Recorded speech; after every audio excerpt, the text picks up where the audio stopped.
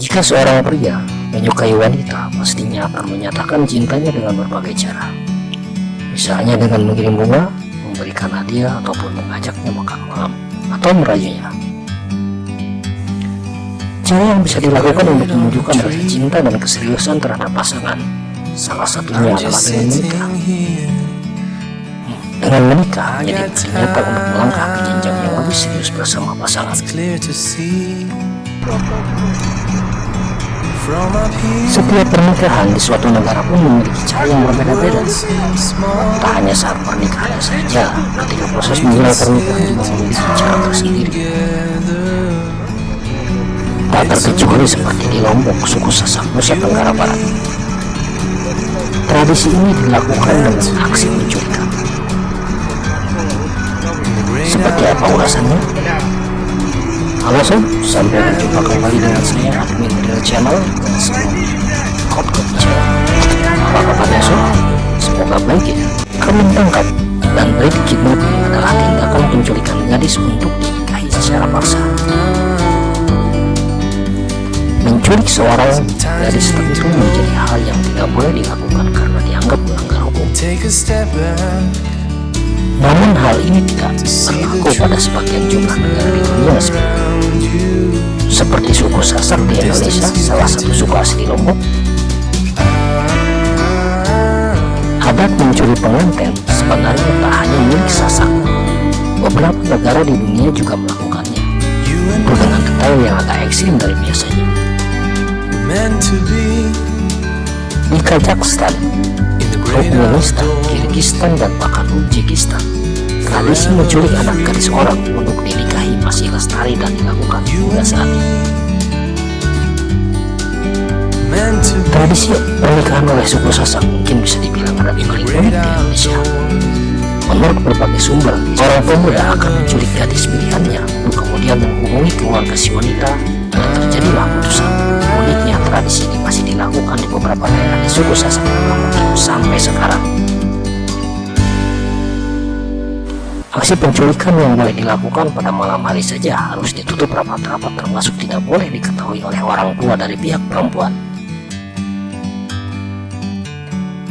Yang mengetahui aksi ini hanya laki-laki dan perempuan itu saja, serta beberapa kerabat dekat yang akan membantu proses penculikan. Ketika hari H, saat malam hari, si wanita akan mencari cara supaya dapat keluar rumah, dan saat ini sang kekasih serta beberapa kerabat dekatnya akan menunggu di luar kemudian menculiknya.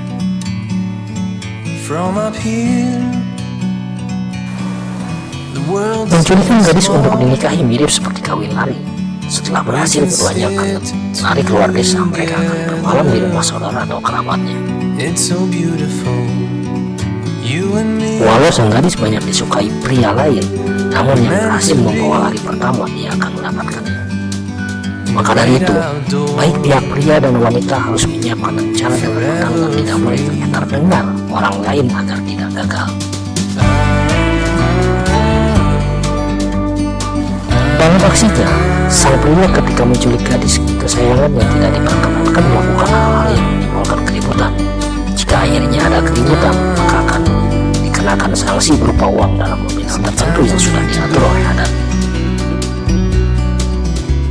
Tradisi yang sudah dilakukan secara turun-temurun ini dianggap lebih terhormat daripada sang pria melamar langsung kepada orang tuanya. Tidak diketahui sejak kapan tradisi ini berlangsung. Yang jelas tradisi ini unik, ini masih dijaga hingga saat ini. Namun kejadian viral yang terjadi akhir-akhir ini menunjukkan bahwa penculikan gadis untuk dinikahi sebenarnya brutal, mirip dengan kejadian rape kidnapping di Kazakhstan, Turkmenistan, Kirgistan, dan Uzbekistan.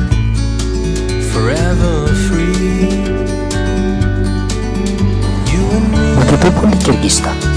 Dilansir dari Dayalan, untuk sebagian gadis Kirgistan, hidup bersama pria yang dicintai adalah mimpi terlarang. Nyaris tak ada pilihan selain pasrah. Entah siapa menculik dan menikahi mereka secara paksa.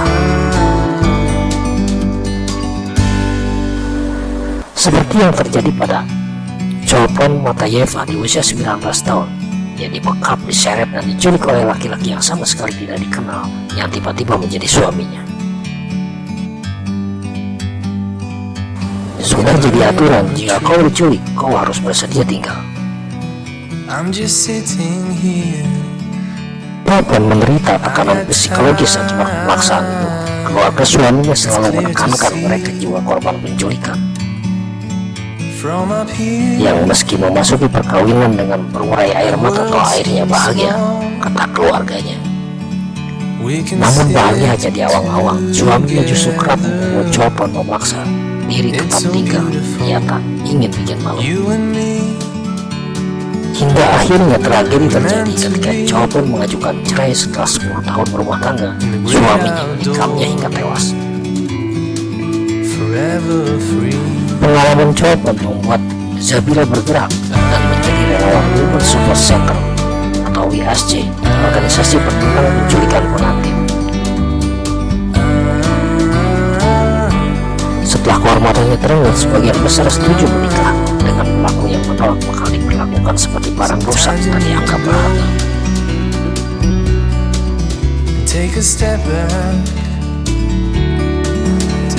Dalam aturan baru, penculikan gadis itu akan dikategorikan sebagai kejahatan berat tanpa laporan korban. Aparat hukum wajib mengambil tindakan. Namun tak semua legislator mendukung. Beberapa mengklaim aturan itu melanggar tradisi dan akan berakibat serius bagi masyarakat. Mereka berdalih penculikan adalah jalan keluar, sebab orang tua dan kerabat terus-menerus menekan pemuda di Kyrgyzstan untuk menikah setelah mereka mencapai usia tertentu. Bagi banyak orang, terutama bagi keluarga miskin, penculikan adalah cara termudah dan tercepat untuk menikahi anak mereka. Apapun alasannya, bahwa pernikahan yang dilakukan secara paksa adalah tindakan ilegal yang mengarah ke kejahatan seks yang dibungkus dengan pernikahan. Tak mungkin sebuah pernikahan akan berlangsung bahagia jika diawali dengan pemaksaan dan kekerasan. Seharusnya tak diadopsi jadi tradisi.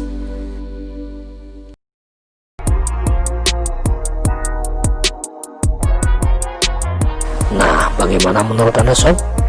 Tinggalkan komentar terbaiknya. Jangan lupa subscribe, nyalakan loncengnya, berikan like apabila suka, dan share melalui media sosial yang ada. Terima kasih sudah menonton.